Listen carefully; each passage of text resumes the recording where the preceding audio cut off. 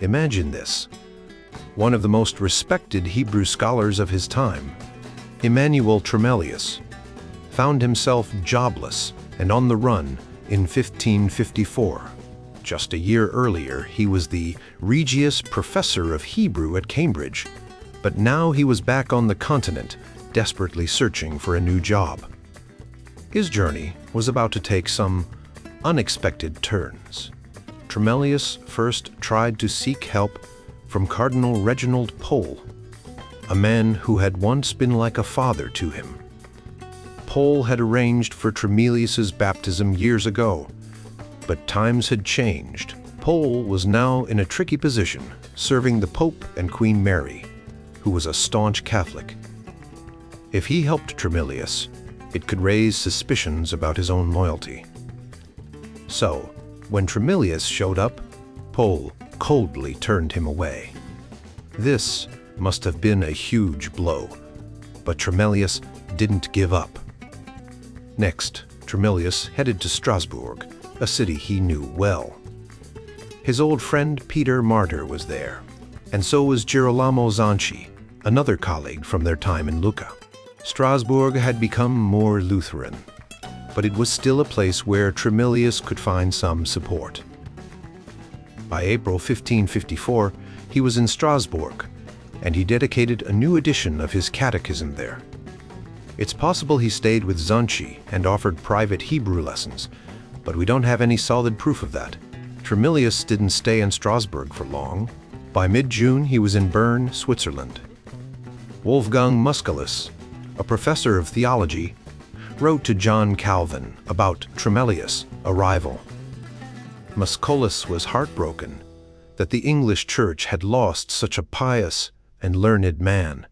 He hoped the city of Berne would find a place for Tremellius, who was not only an expert in Greek and Latin, but also deeply knowledgeable about Jewish customs and grammar. Another supporter, Johannes Haller, wrote to Heinrich Bullinger, praising Tremellius's character and learning. Haller hoped the city's authorities would offer Tremellius a position at the local school. Tremellius had tried to get a job in Berne back in 1547, but was rejected because of his Italian background and Jewish heritage. This time, however, things were different. Calvin, Wierut, Beza, and others had all spoken highly of him, and the reception was much warmer. Tremellius was confident that he would find a new home in Berne. He wrote to Calvin, expressing his gratitude for the support. "Your commendation is worth as much with Musculus as deservedly your authority ought to be valued by all who are truly pious." Despite the challenges, Tremellius was determined to keep moving forward, and Berne seemed like a promising place to start a new chapter. Tremellius, a Hebrew teacher, had a tough time finding a stable job. He briefly taught in Berne, but left quickly because people didn't like him. They thought he was a Jewish convert and the follower of Calvin, which made them suspicious. Haller, a friend, wrote to Bullinger, another friend, saying that Tremellius was a great man, but that in Berne, money and power were more important than talent. Tremellius then went to Lausanne and wrote to Calvin, saying he was ready to help the Reformation in any way he could. He believed that if God wanted him to stay in Berne, he would have. He also mentioned that people in Lausanne were trying to keep him there, and Vieri and Beza were recommending him to the rulers. But Lausanne also decided not to hire him, possibly for the same reasons as Berne. In his letter to Calvin, Tremellius also mentioned that his wife was visiting Geneva. He asked Calvin to greet her, showing that he cared about his wife and that he and Calvin had a close relationship. Calvin had been a guest at Tremellius's home before, so this was a way of returning a favor. Tremellius might have visited Geneva after Lausanne. Calvin wrote to Lord John Grey in England to help Tremellius get compensation for losses he suffered after Edward VI's death. This suggests Tremellius might have been in Geneva to ask for this help. By November, Tremellius was back in Strasbourg. Peter Martyr wrote to Beza, thanking him for a book that Tremellius had brought him. This shows that Tremellius was trusted to carry important items between friends. Despite his growing fame, Tremellius still struggled to find a job. He moved to Zweibrücken in 1555 to tutor the children of Duke Wolfgang. He taught the Duke's eldest son, Philipp Ludwig, who was 11. Philipp Ludwig learned to read German, Latin, and Greek, memorized the German catechism, and could recite the Gospels. Tremellius described his teaching schedule to a friend. The day started at 6 a.m. with prayers, followed by reading from the New Testament and discussing its lessons. They then worked on translating German to Latin and vice versa, focusing on accuracy, elegance, and meaning. After lunch, they continued with more reading, writing, and translation exercises. Sundays were similar, with religious readings and recitations. Tremellius' teaching reflected the importance of both religious instruction and humanist education. He emphasized piety, Latin, and Greek, but didn't include Hebrew, which was usually taught later. Despite the demanding schedule, Tremellius was dedicated to his students' education.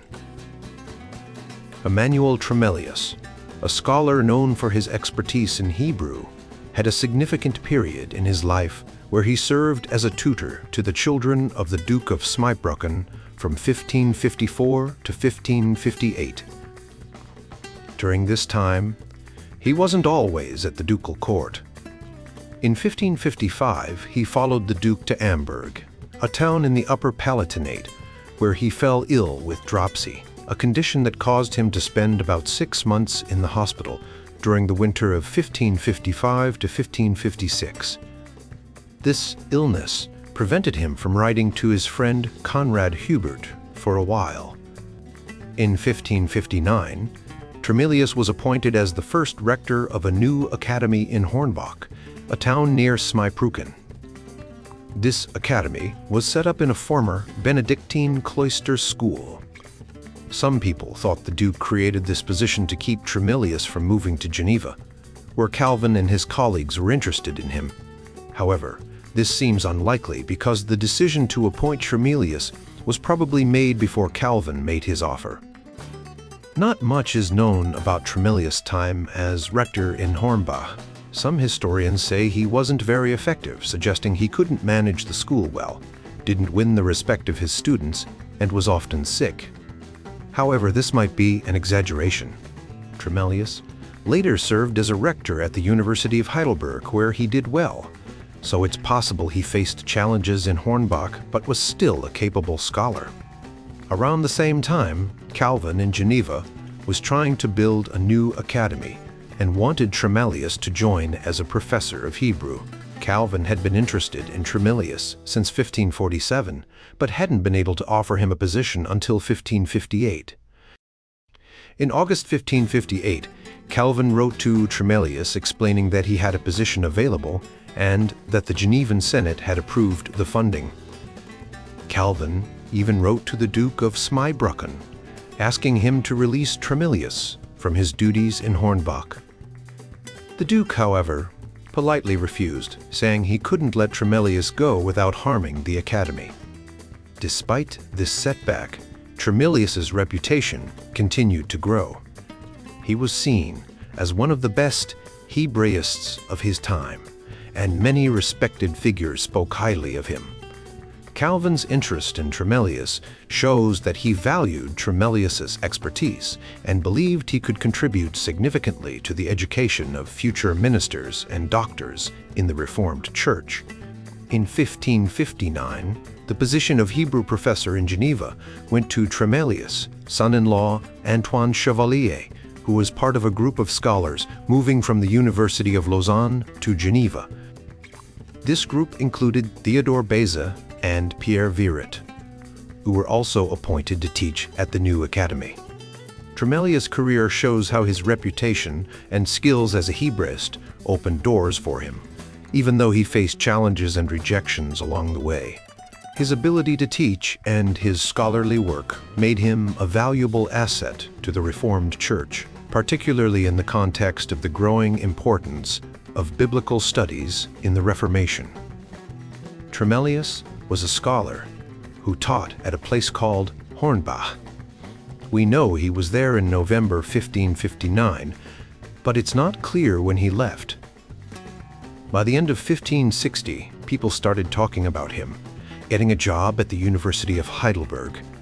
He officially got the job in 1561, but it took a while because of some negotiations and other work he was doing. Some people say he left Hornbach because he had a fight with the Duke over religion or money, but others say they parted ways nicely.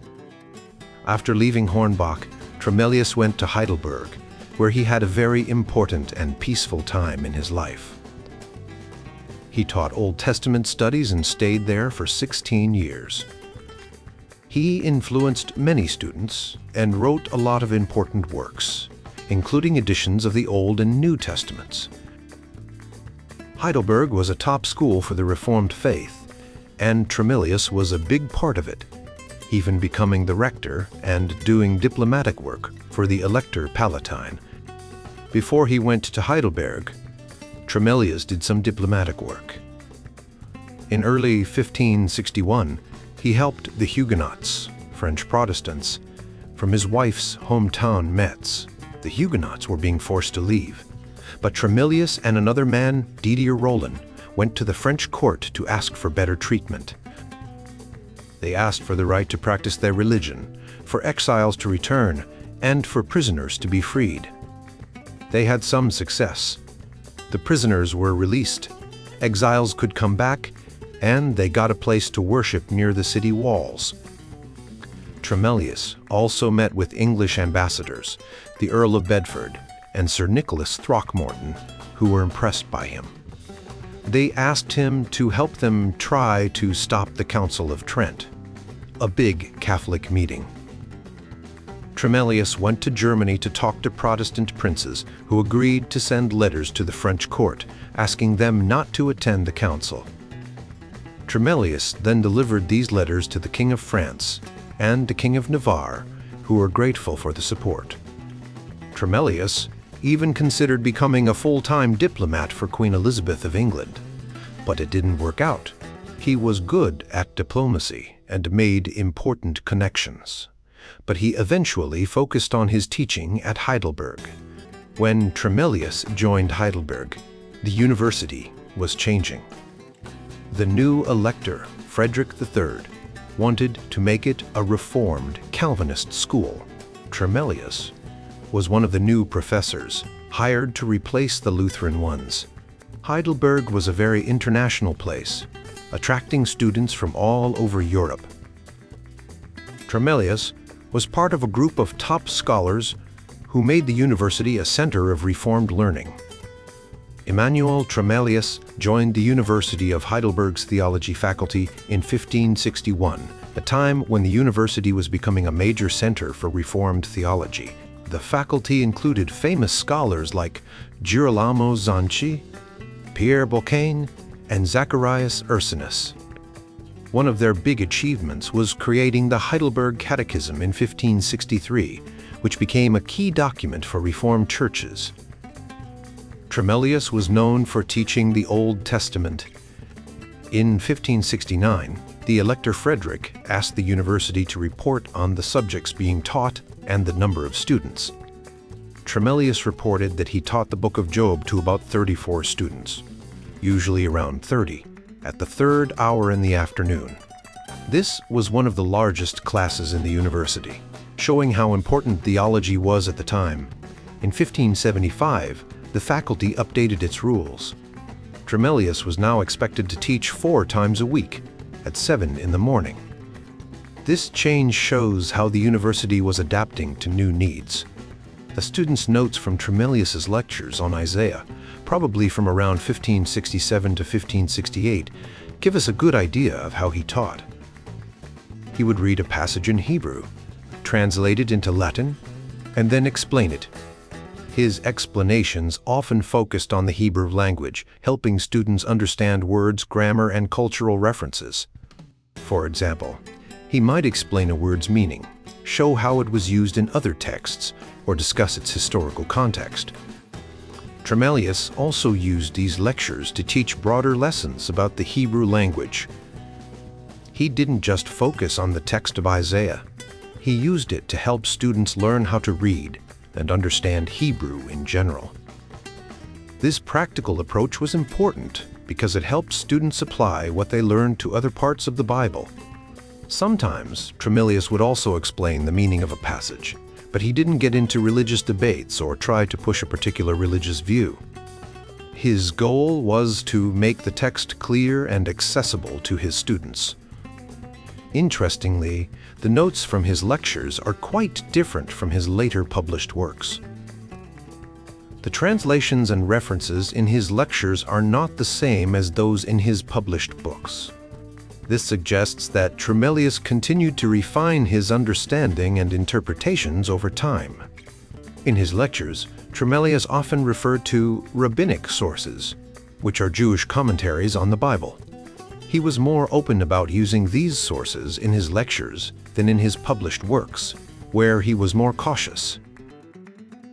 This shows that he felt more comfortable sharing these insights with his students in a classroom setting. Overall, Tremellius's teaching at Heidelberg was a mix of language, instruction, textual analysis, and cultural explanation, all aimed at helping his students understand the Old Testament deeply. Tremellius was a teacher who knew a lot about Jewish texts and used them in his lectures to help explain things better. However, when he wrote books, he was careful not to include too many of these references. He knew that if he did, people who didn't like Jews might criticize his work. This shows that Tremellius was smart about how he presented his ideas depending on whether he was teaching or writing. Tremellius taught many students, including his own family. His son and grandson both studied with him and went on to teach Hebrew at other places. One of his students, Rudolf Zwingli, said that Tremellius was one of the best teachers of Hebrew in Germany. Another student, John Hortin, lived with Tremellius and learned a lot about Hebrew and other languages. The city of Berne even paid for Hortin's education because they thought it was important. Tremellius also taught David Parius, who later became a professor himself and shared some of Tremellius's ideas about bringing Protestants together. Another student, Matthias Vehiglerius, learned a lot from Tremellius, but later had some very different religious ideas. Tremellius also had famous visitors, like Peter Ramus and Philippe du Plessis-Mornay, who stayed with him in Heidelberg. Ramus was a philosopher, and Mornay wrote important books about religion. Both of them thought Tremellius was a great teacher. Tremellius was not just a teacher. He also had important jobs at the university. He was the dean of the theology faculties several times, and was even the rector, which is like being the principal of the whole university. He did this job twice, which shows that people thought he did a good job. Even though Tremellius was busy at the university, he sometimes left Heidelberg. For example, he visited his hometown of Metz in 1570. He also went to England as a messenger for the Elector Palatine. Frederick wanted help from Queen Elizabeth because he felt threatened by Catholic countries. Tremellius stayed in England for about 6 months and talked to important people there about forming an alliance. When Tremellius was in England, a Spanish ambassador named Guzman de Silva reported that Tremellius was trying to make a deal with Queen Elizabeth. De Silva got some details wrong, but he was right that Tremellius was there to talk about forming an alliance.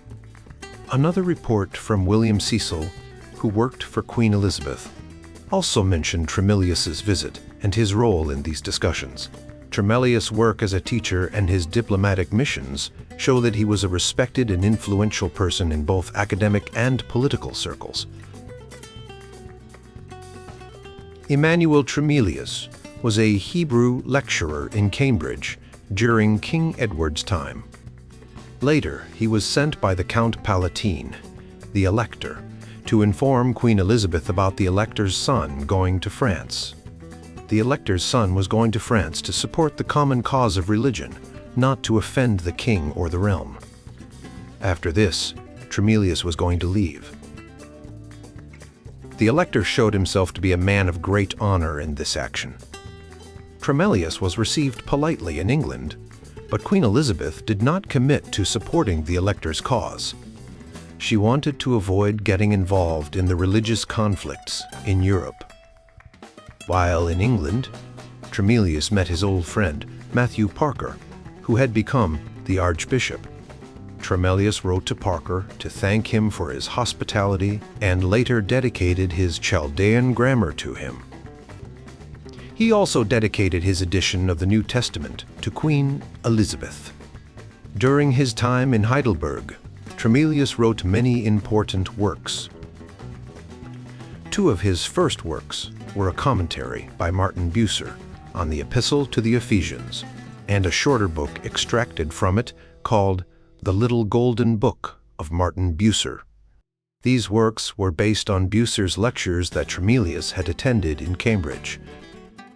Bucer had died before finishing his lectures, so Tremellius used Bucer's earlier work to complete them. Tremellius felt that Bucer's writings were very important and would benefit those who read them. Tremellius also wrote a commentary on the Book of Hosea, which he dedicated to the Elector Frederick. This work caught the attention of John Calvin, who praised Tremellius and encouraged him to continue his work on the prophets. In 1567, Tremellius translated Jonathan ben Uzziel's paraphrases of the prophets from Chaldean to Latin. He believed that having more versions of the biblical texts would help people understand them better. This work showed his interest in less common areas of biblical studies.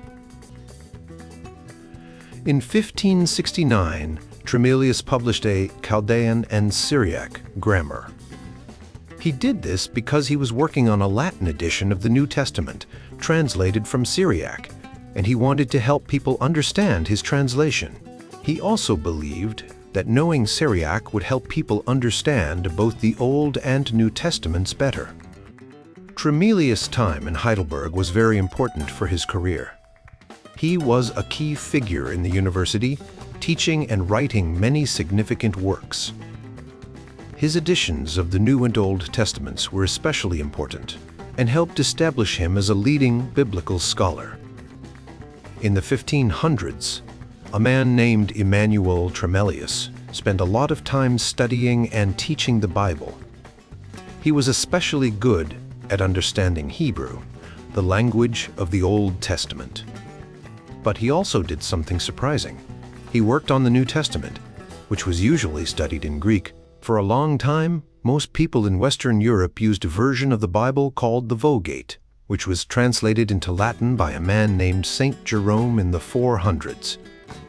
This version was used for many years, but in the 1400s and 1500s, some smart people started to notice that it wasn't always accurate. They wanted to go back to the original languages to understand the Bible better. The Reformation, a big change in the Christian Church, made this even more important. People like Martin Luther and John Calvin thought that everyone should be able to read the Bible in their own language, and they wanted to make sure that the translations were as accurate as possible. Tremellius, who was a teacher at the University of Heidelberg, decided to work on a new version of the New Testament. But instead of using Greek, like most scholars did, he used a language called Syriac. Syriac is a bit like ancient Hebrew, and some people thought it might be even closer to the original words of Jesus and the apostles. Tremellius' work on the New Testament was important because it showed that there were different ways to understand the Bible. His version wasn't perfect, but it helped other scholars think about the Bible in new ways. It also showed that Tremellius was not just a teacher of Hebrew, but a scholar who could work with different languages and texts.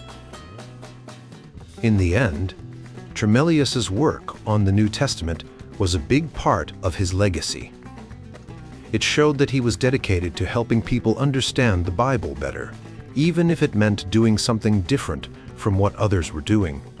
His work was a fitting end to a life spent studying and teaching the Bible.